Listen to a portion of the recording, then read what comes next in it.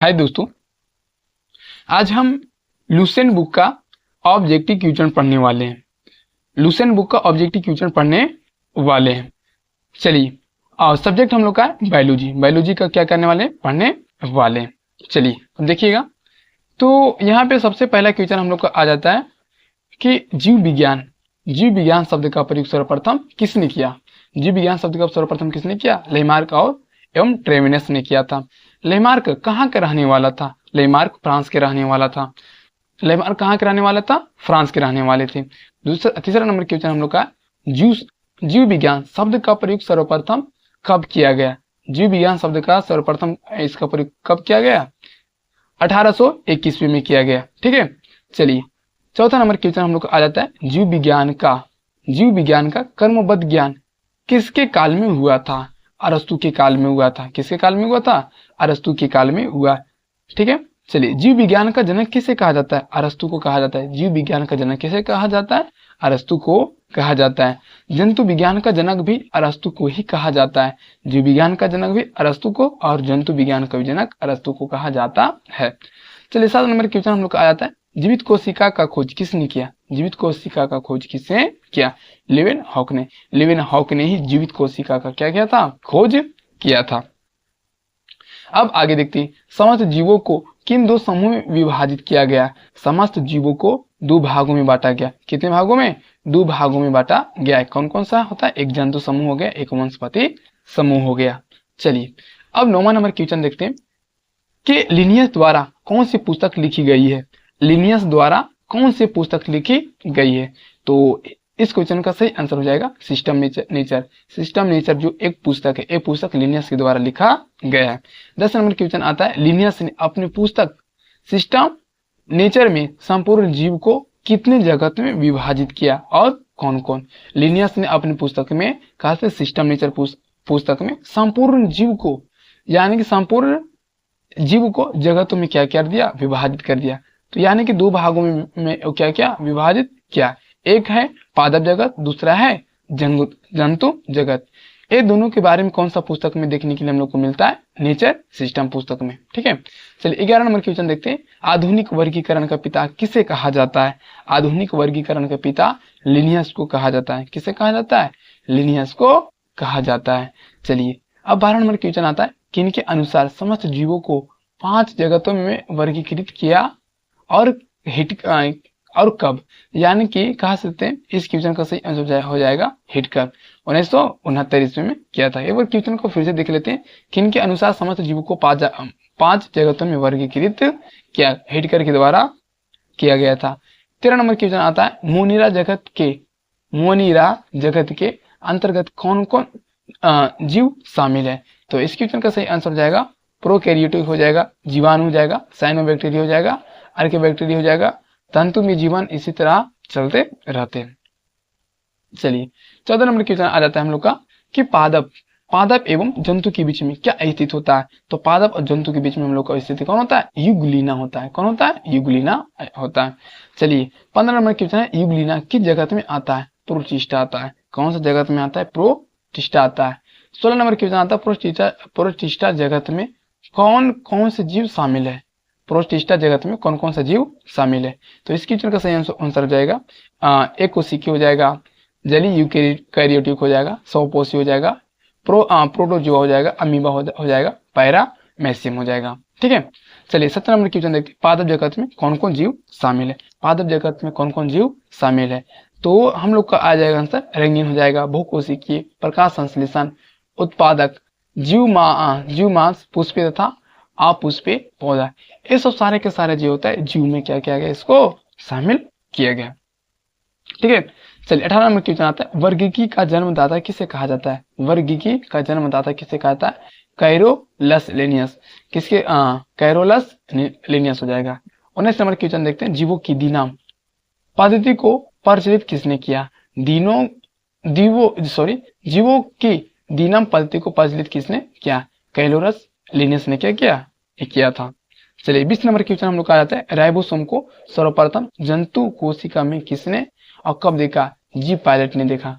किसने देखा? जी पायलट ने। कब? 1953 में। चलिए 82 नंबर क्वेश्चन हम लोग का जाएगा, सॉरी यहाँ पे गलती हम लोग का हो गया, 21 होना चाहिए, ठीक है 21।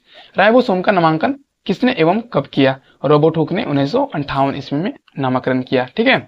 राइबोसोम का नामकरण किसने किया? रॉबर्ट हुक ने किया, ठीक है, 1958 ईस्वी में किया था।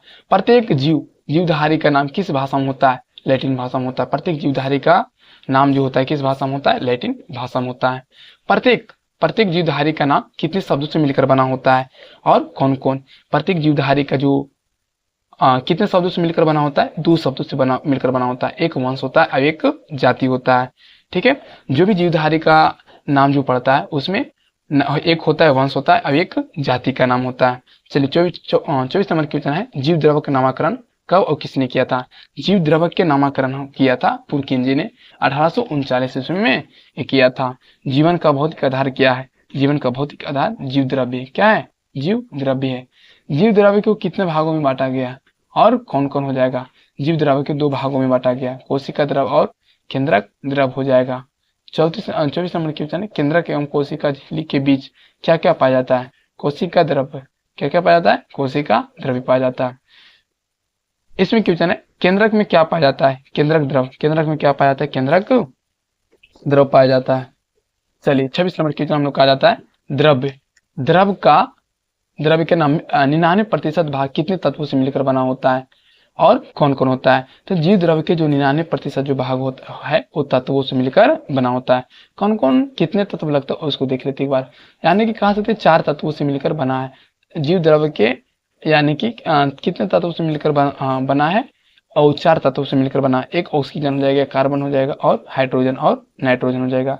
हाइड्रोजन कितने भागों पर होता है? 76% होता है और 10.5% 10% होता है और 2.5% होता है नाइट्रोजन होता है, ठीक है। यानी कि जीव द्रव्य में सबसे ज्यादा कौन क्या होता है? ऑक्सीजन होता है। कितना प्रतिशत?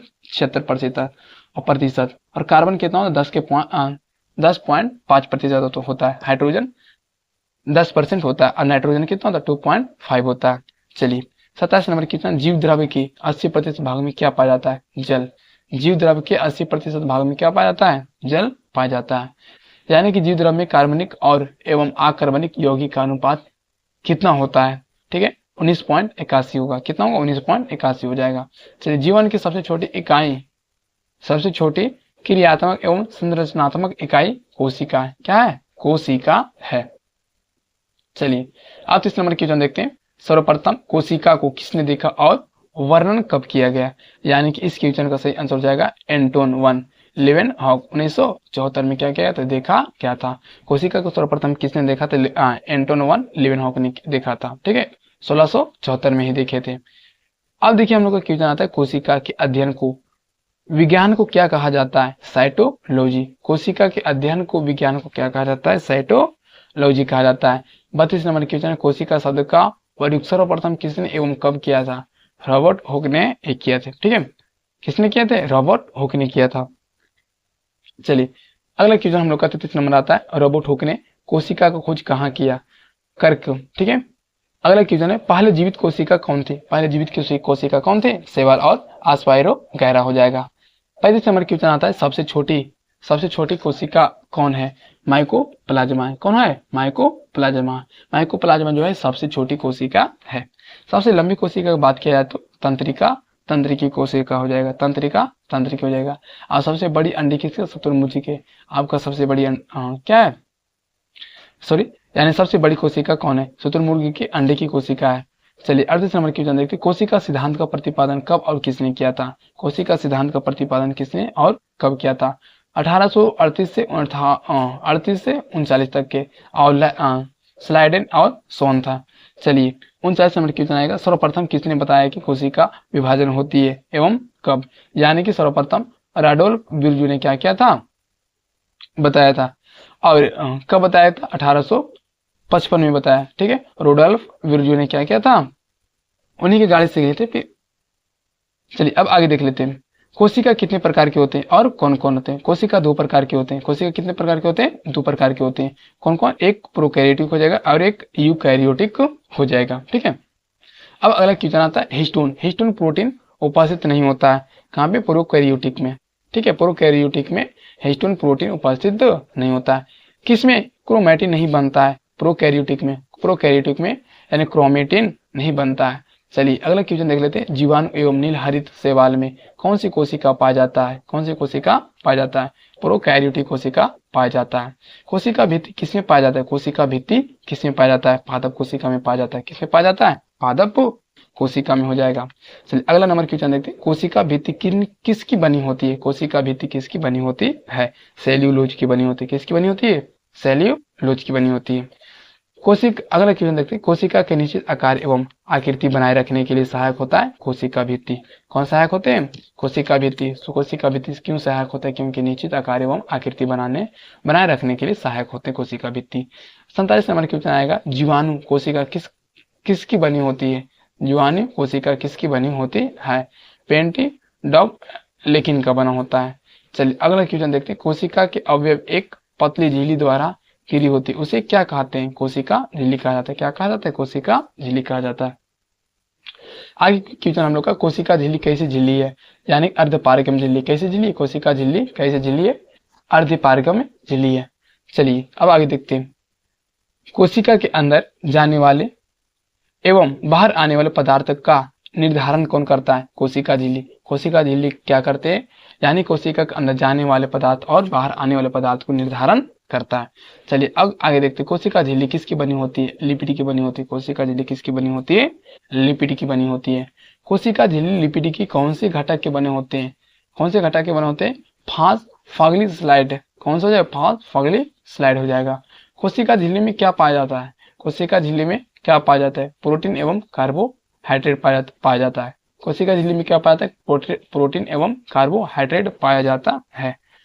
54 नंबर क्वेश्चन। कोशिका में एक तरल मैट्रिक के रूप में भरा रहता है, उसे क्या कहते हैं? यानी कि साइटोप्लाज्मा कहा जाता है। ठीक है। अब आगे देखते हैं। डीएनए वृत्त को क्या कहते हैं? डीएनए वृत्त को क्या कहते हैं? यानी प्लाज्मिड। क्या कहते हैं? प्लाज्मिड कहते हैं।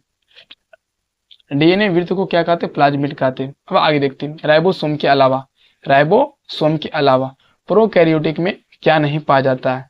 क्या पाया नहीं जाता है? यूकैरियोटिक के अंतर्गत, ठीक है, अंगत नहीं पाया जाता है। चलिए अब क्वेश्चन देखते हैं। जीव द्रव दिल्ली में कैसी झिल्ली होती है? अर्धपारगम होता है। ठीक है। अब आगे देखते हैं। जो जीव द्रव के कोशिका में फैलाव से बनाता है उसे क्या कहते हैं? मिसोजोम कहते हैं। क्या कहते हैं? मिसोजोम कहते हैं। आगे देखते हैं। नील हरित जीवाणु के कोशिका द्रव में झिल्ली विस्तार होता है, उसे क्या कहते हैं? वर्णिक लवक कहते हैं। क्या कहते हैं? वर्णिक लवल कहते हैं। अब आगे देखते हैं। कोशिका भित्ति जैसे पतली संरचना को क्या कहते हैं? काशभिका। क्या कहते हैं? काशभिका कहते हैं। चलिए आगे देखते हैं। जीवाणु काशभिका को कितने भागों में बांटा गया? 3 भागों में बांटा गया। काशभिका का सबसे बड़ा भाग कौन है? तंतु होता है। कौन है? तंतु सबसे बड़ा भाग होता है।